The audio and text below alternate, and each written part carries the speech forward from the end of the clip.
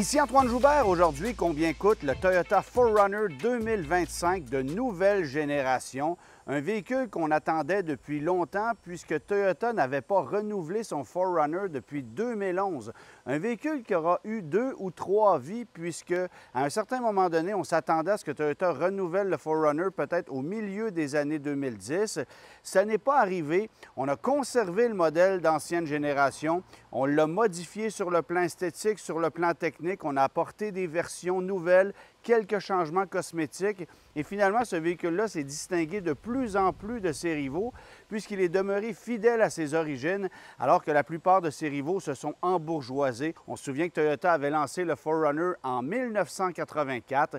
À l'époque, c'était un VUS à 2 portes avec un toit amovible. Et on s'explique d'ailleurs mal pourquoi Toyota n'a pas choisi, en renouvelant le 4Runner cette année, d'apporter une version décapotable à 2, voire à 4 portières qui aurait pu rivaliser plus efficacement, notamment avec le Jeep Wrangler et le Ford Bronco, 2 véhicules qui connaissent énormément de succès et qui sont considérés comme les rivaux principaux du 4Runner ici sur le marché nord-américain.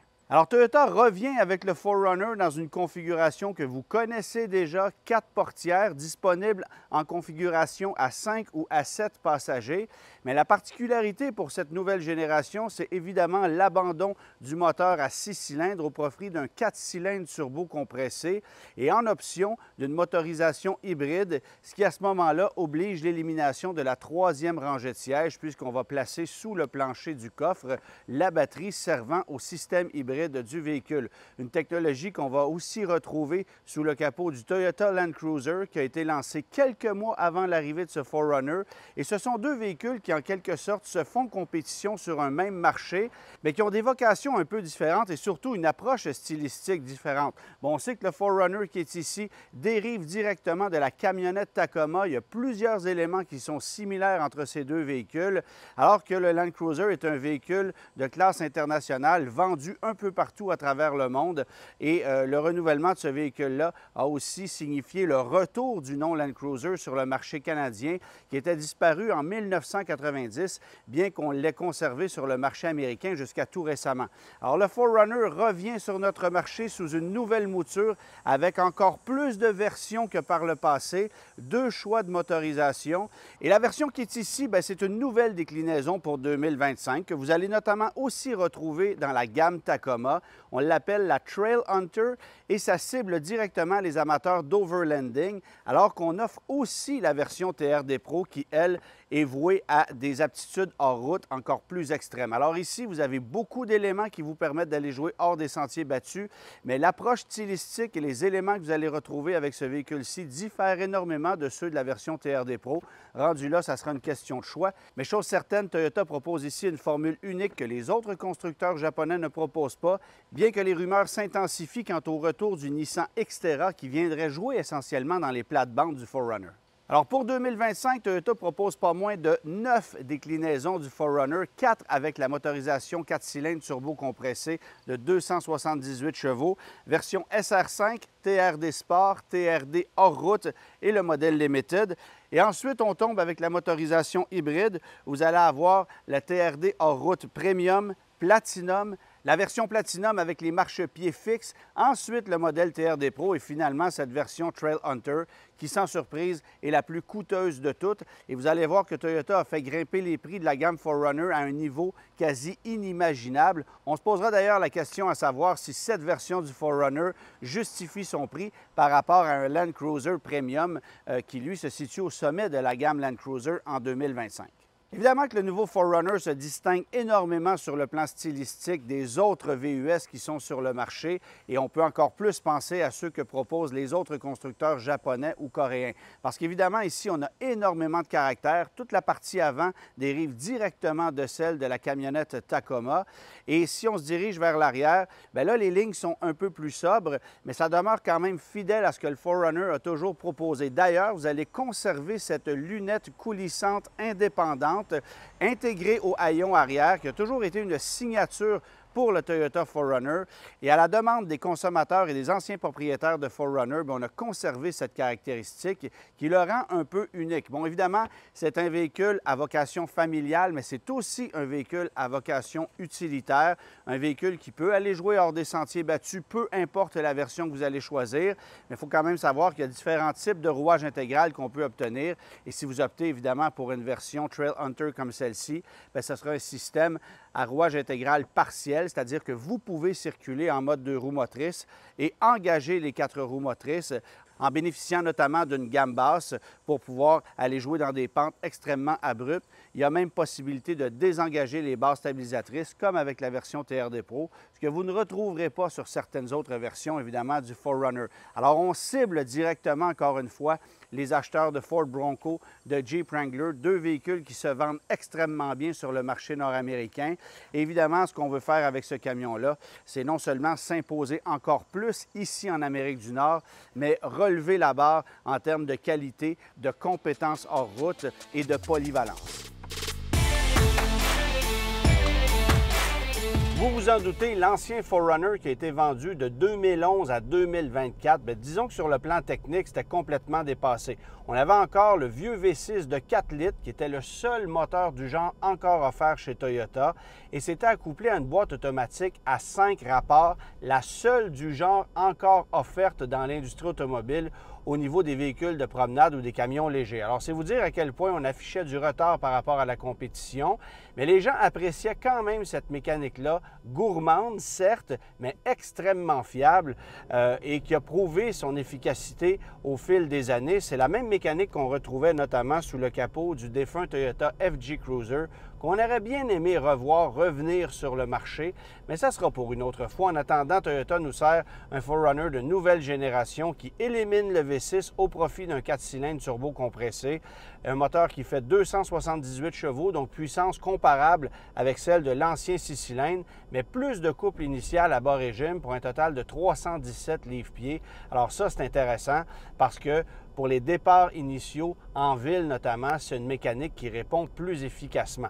Côté sonore, c'est un peu décevant. Je vous avoue que ça donne un peu l'impression de quelqu'un qui a la grippe lorsqu'on accélère promptement et qui plus est avec cette version Trail Hunter dont la prise d'air est logée sur le pilier A côté droit.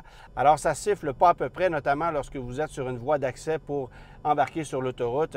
Bien, vous allez entendre ça sciller très très fort, un peu comme si le camion faisait une crise d'asthme. Évidemment que cette prise d'air, c'est une fantaisie. On l'a ajouté à cette version Trail Hunter en guise d'éléments stylistiques. Oui, il y a un côté pratique à ça, mais évidemment que rares sont ceux qui vont plonger dans un lac avec leur 4Runner jusqu'au niveau du pare-brise et qui auront véritablement besoin d'une prise d'air comme celle-là.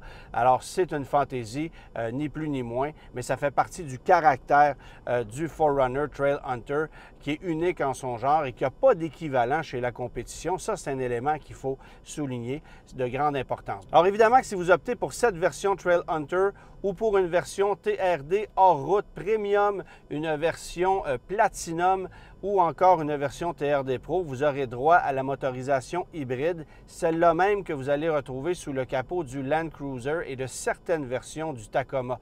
Une mécanique qui fait 326 chevaux de puissance. Au niveau des accélérations, je vous dirais que ce n'est pas la fin du monde. On n'a pas l'impression d'avoir une machine résolument plus drastique ou plus performante que si vous optez pour le 4 cylindres régulier.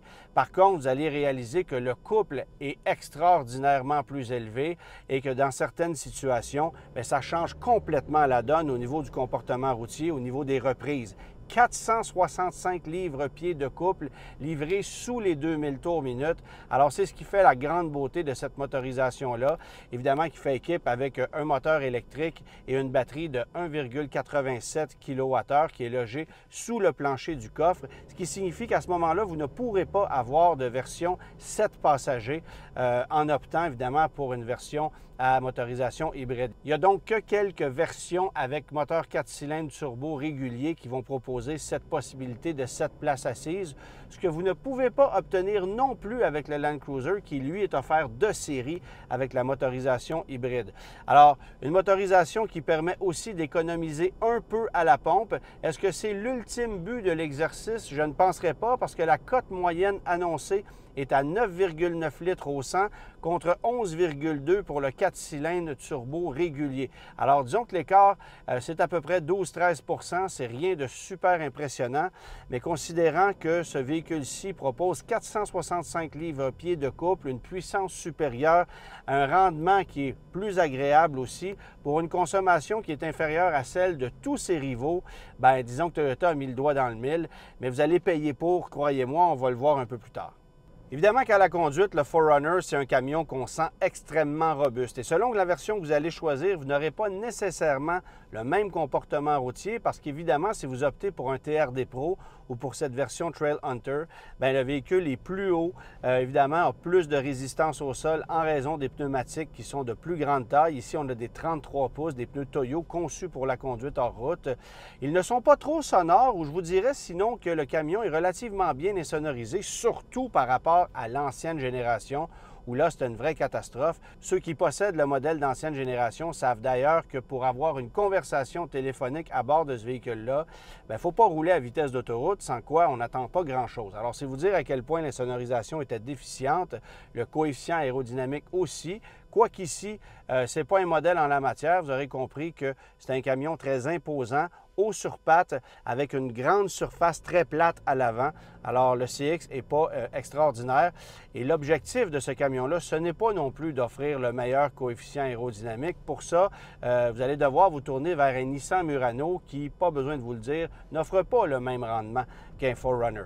Alors, un comportement routier qui s'est énormément amélioré. Pourquoi? Parce qu'on a une direction beaucoup plus stable. C'est un véhicule qui, à vitesse de croisière, impressionne particulièrement par rapport à son devancier.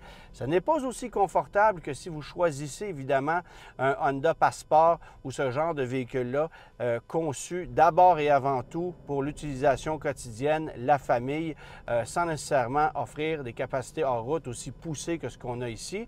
Mais c'est étonnant de constater à quel point on a amélioré la formule avec le 4Runner pour en faire un véhicule beaucoup plus convivial que par le passé. Et je ne parle pas évidemment de l'espace intérieur parce que ça aussi, c'est un avantage par rapport au modèle qu'on remplace, mais je parle du comportement, de la facilité de conduire ce véhicule-là. Il y a des gens qui n'aimaient pas la conduite un peu plus hasardeuse de l'ancienne génération. Je peux vous dire qu'ici, on a réglé le problème. La direction est étonnamment précise. Je préfère peut-être celle du Land Cruiser personnellement, que j'ai senti un peu plus communicative. Mais rendu là, je vous dirais qu'on est dans des décimales au niveau des distinctions parce que ce sont deux camions qui, évidemment, utilisent les mêmes éléments techniques et ça, bien, on le sent quand même. Et comme c'est un camion plus solide, mieux ancré au sol, bien, c'est un véhicule qu'on sent davantage capable pour remorquer. On a 6000 livres de capacité de remorquage, qui n'est pas l'élément le plus impressionnant dans le segment, mais le véhicule va le faire de belle façon. Et on fait appel désormais à une transmission automatique à 8 rapports, ce qui fait énormément de bien, une boîte qui est efficace, qu'on peut placer en mode manuel, autant avec le 4 cylindres turbo qu'avec la motorisation hybride. Évidemment, vous allez retrouver différents modes de conduite avec le 4Runner, mais selon la version que vous allez choisir, vous allez avoir droit à un rouage intégral à prise permanente, sinon à un système 4x4 plus évolué, comme ce qu'on a ici dans le Trail Hunter. C'est aussi offert sur les versions TRD Sport, TRD hors route et TRD Pro. Alors, ça vous permet de rouler en mode 2 roues motrices, en mode propulsion, sinon d'engager les 4 roues motrices, de bénéficier d'une gamme basse si vous en avez besoin, et dans certains cas, comme c'est le cas ici, de désengager la barre stabilisatrice avant pour avoir plus de débattement au niveau des roues avant. C'est un sérieux avantage. Maintenant, au niveau de la présentation intérieure, dites-vous que vous êtes à bord d'une camionnette Tacoma. Du moins au niveau des places avant, même planche de bord, même instrumentation, cet écran de 14 pouces qui est super facile à utiliser. Disons que les designs graphiques ne sont pas particulièrement impressionnants, mais côté rapidité et efficacité, tout est là. L'instrumentation est numérique, mais vous donne l'impression d'être analogique. J'aime beaucoup, c'est facile à utiliser. Les commandes au volant également. La console centrale, plus de dégagement, plus d'espace de rangement, le chargeur par induction pour téléphone cellulaire. On a vraiment pensé à tout. On a vraiment fait comme si c'était un véhicule destiné aux acheteurs nord-américains et c'est ce que c'est en réalité parce que le plus gros marché du 4Runner, pas besoin de vous le dire, c'est les États-Unis où on en vend des centaines de milliers à chaque année. Alors c'est un véhicule super populaire là-bas et on l'a aménagé en conséquence. Alors beaucoup de dégagement, d'espace de rangement. Évidemment que dans cette version Trail Hunter, vous allez avoir un traitement esthétique assez particulier avec une moulure centrale qui donne l'impression d'être faite de pierre. Bon, c'est du plastique, mais l'imitation est quand même assez efficace. Et vous allez avoir une finition noire et verdâtre avec des surpiqûres dorées à bord du véhicule. C'est vraiment très élégant. J'aime beaucoup le style qui est très unique, propre à cette version Trail Hunter. Alors évidemment que la version TRD Pro, c'est beaucoup plus tape à l'œil. Et ici, bien, il y a un petit peu plus de raffinement, ce qui me plaît particulièrement.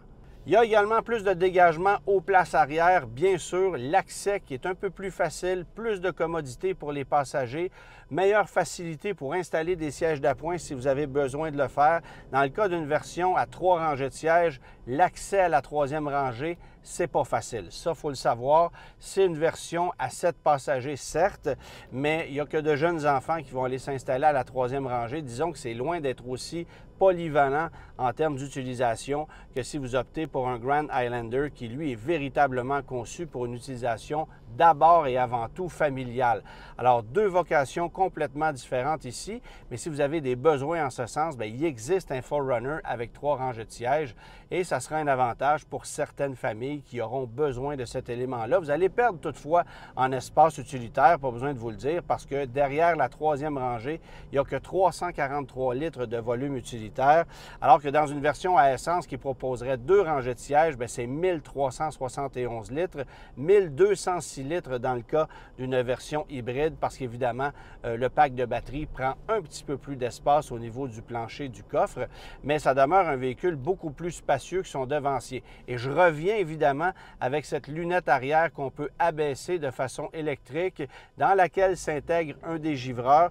Vous pouvez abaisser la lunette via un bouton placé sur le volant, sinon via un bouton qui est à même le haillon arrière. Il suffit d'avoir la clé dans vos poches et le tout se fait en un tournement. Alors, c'est vraiment bien pensé et c'est une caractéristique qu'on a voulu garder chez Toyota que j'aime particulièrement.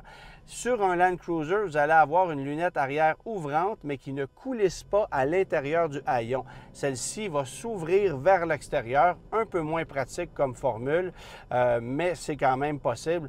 Alors que rares sont les autres VUS du marché à offrir une caractéristique comme celle-là.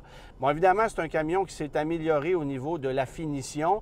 Ce n'est pas au niveau d'un Land Cruiser et ça, c'est peut-être ma petite déception. La finition est plus belle que sur l'ancienne génération du 4Runner et il y a plusieurs éléments dans cette version-ci qui me plaisent particulièrement, notamment le fait qu'on ait cette lampe amovible et ce haut-parleur JBL amovible que vous pouvez traîner avec vous si jamais vous avez des besoins. Mais ce n'est pas un véhicule où la finition est aussi relevée que dans un Land Cruiser qui est un véhicule de classe internationale et qu'on aurait pratiquement pu vendre chez Lexus.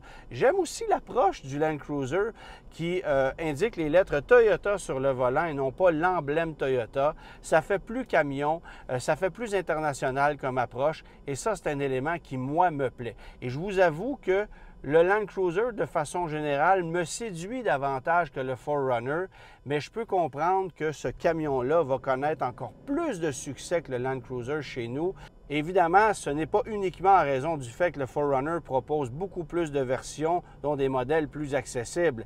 Mais je pense que la moyenne des Nord-Américains vont préférer le 4Runner, un véhicule qui est peut-être un peu mieux conçu pour les besoins des utilisateurs nord-américains, alors qu'avec le Land Cruiser, forcément, vous aurez quelques petits compromis à faire.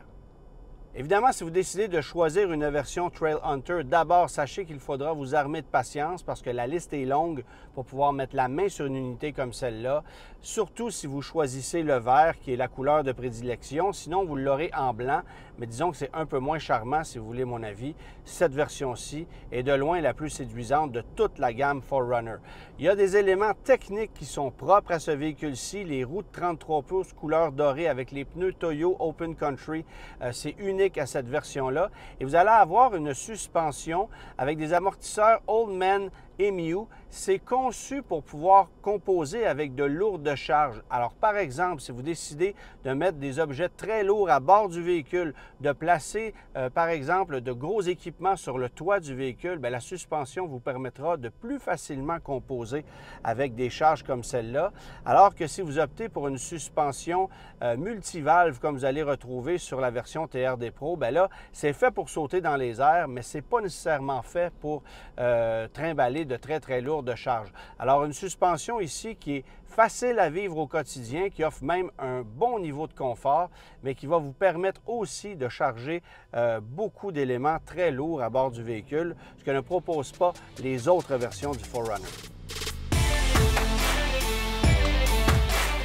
Je vous l'ai mentionné un peu plus tôt, le Toyota 4Runner fera face à un peu plus de compétition au cours des prochaines années. Nissan lancera notamment une nouvelle version du Xterra. On ne sait encore trop quels seront les détails techniques de ce nouveau VUS, mais évidemment, c'est un marché qu'on a laissé aller chez Nissan et on a laissé essentiellement toute la place à Toyota qui en profite énormément depuis plusieurs années. Honda revient cette année avec un Passport qui a un peu plus de caractère, mais qui n'a rien à voir évidemment avec un 4Runner. Le Passport, c'est un véhicule plus contemporain qui sera probablement plus polyvalent pour plusieurs acheteurs parce que rares sont ceux qui ont besoin de compétences hors route aussi poussées que ce que propose le 4Runner, mais il y a beaucoup d'acheteurs aussi pour qui c'est un élément important et il y a des gens qui apprécient d'abord et avant tout le style, l'aura et la personnalité de ce véhicule-là qu'Honda ne peut malheureusement offrir. Alors, c'est la raison pour laquelle Toyota a décidé de conserver un 4Runner à façon traditionnelle avec un châssis indépendant, bien qu'on arrive avec des motorisations plus contemporaines, 4 cylindres plutôt qu'un ancien V6 et une motorisation hybride qui permet de porter la puissance et surtout le couple à un niveau jamais vu dans la gamme 4Runner. Alors, bien sûr, vous pouvez le comparer au Ford Bronco, au Jeep Wrangler. Pas d'équivalent du côté de chez General Motors. Et Toyota, bien évidemment, c'est un marché qui est extrêmement important. Alors, on le conserve et on propose différentes options cette année, encore une fois, avec l'arrivée du Land Cruiser et avec cette nouvelle génération du 4Runner qui, bien sûr, partage la même structure et les mêmes motorisations. Bien sûr que dans le cas du Land Cruiser, c'est uniquement la motorisation hybride qui est proposée. Alors, il n'y a pas de modèle d'entrée de gamme comme avec le 4Runner. Il n'y a pas besoin de vous dire que c'est un véhicule qui est déjà très populaire, qui se fait attendre auprès des acheteurs et dont la demande est plus forte que l'offre. Ça sera probablement également la même chose avec ce 4Runner, particulièrement dans les versions plus poussées qui entrent au compte-gouttes chez les concessionnaires parce que le succès américain est littéralement colossal. Alors, échelle de prix pour le 4Runner 2025, ça débute transport, préparation, frais de concessionnaire inclus à 57 205 $ pour une version SR5. Vous passez ensuite à 62 005 $ pour une version TRD Sport, 66 705 $ pour une TRD hors route et 70 890 $ pour la version Limited. Ça, c'est avec le 4 cylindres turbo-compressé sans hybridation. Pour obtenir la motorisation hybride, le tout débute à 70 340 $ avec une version TRD hors route premium. Vous passez à 75 585 $ pour la version Platinum à marchepied fixe, 76 700 $ pour l'autre déclinaison Platinum, 83 305 $ pour la version TRD Pro et tenez-vous bien, 87 205 $ pour cette version Trail Hunter, évidemment transport, préparation et frais de concessionnaire inclus. C'est une facture extrêmement élevée, presque aussi élevée que celle du plus luxueux des Land Cruiser qu'on propose en 2025 sur le marché, puisque le plus haut prix pour un Land Cruiser 2025, c'est 87 965 $, quelques centaines de dollars de différence. Et rendu là, entre vous et moi, c'est uniquement une question de goût personnel. Il y en a qui vont préférer l'allure, le comportement, la philosophie derrière le Land Cruiser, alors que d'autres vont préférer la présentation plus américaine, plus musclée du 4Runner Trail Hunter, qui est un véhicule franchement convaincant, très impressionnant en conduite hors route et qui, étonnamment, vous l'avez vu, se débrouille également très bien sur la route. Alors, c'est un véhicule plus convivial que ce à quoi on aurait pu s'attendre, bien que ce ne soit pas aussi confortable qu'un VUS traditionnel avec structure monocoque où, évidemment, le confort est mis en avant-plan. Alors, je le rappelle, la version Trail Hunter, elle se distingue des autres déclinaisons par 2 choix de couleurs uniquement. Vous allez avoir ce vert Everest, sinon c'est du blanc. Vous allez avoir des feux anti-brouillard à DEL bicolore, les pneus 33 pouces Toyo, les plaques de soubassement complètes pour protéger l'entièreté des éléments techniques, la prise d'air au niveau du pilier A. Vous allez avoir cette possibilité de désengager la barre stabilisatrice avant, ces amortisseurs uniques qu'on appelle Oldman Emu, un compresseur d'air si vous avez besoin de gonfler des accessoires, évidemment cet angle d'attaque de 33 pouces à l'avant qui fait en sorte que ce véhicule-là se débrouille merveilleusement bien hors des sentiers battus. Il y a aussi évidemment cette galerie de toit qui lui est unique parce que si vous optez pour une autre version du 4Runner, bien, vous allez avoir une galerie de toit qui est différente, soit tubulaire ou du moins présentée de façon différente. Mais on a conçu ce véhicule-là évidemment pour l'overlanding, ce qui veut dire que vous pourriez par exemple installer une tente sur le toit du véhicule comme on le fait par exemple avec un Land Rover Defender. C'est de plus en plus la mode et il y a évidemment des gens qui vont mettre énormément de sous dans les accessoires qui sont offerts chez Toyota, mais aussi chez des revendeurs indépendants pour pouvoir personnaliser un véhicule comme celui-là. Alors, le prix du véhicule qui est ici fait extrêmement mal, 87 205 100 252 taxes incluses.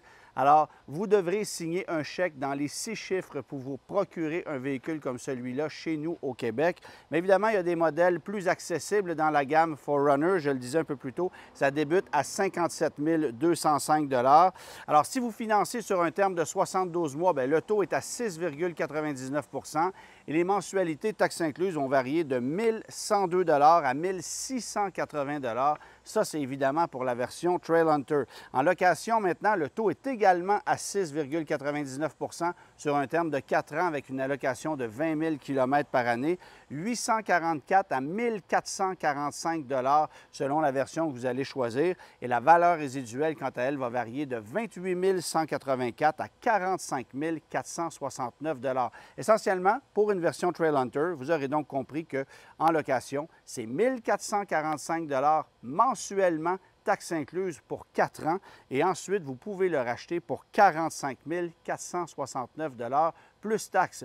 De gros sous, bien sûr, mais un véhicule de grande qualité, très solide, qui sera convoité par d'innombrables acheteurs et qui sera aussi convoité par les voleurs. Alors, soyez certains de bien le protéger, de le stationner dans un endroit qui n'est pas nécessairement à la vue ou accessible. Bref, ça coûtera cher d'assurance pour un Trail Hunter comme celui-là, parce qu'évidemment, à l'échelle internationale, c'est un véhicule qui est fort désiré, avec raison.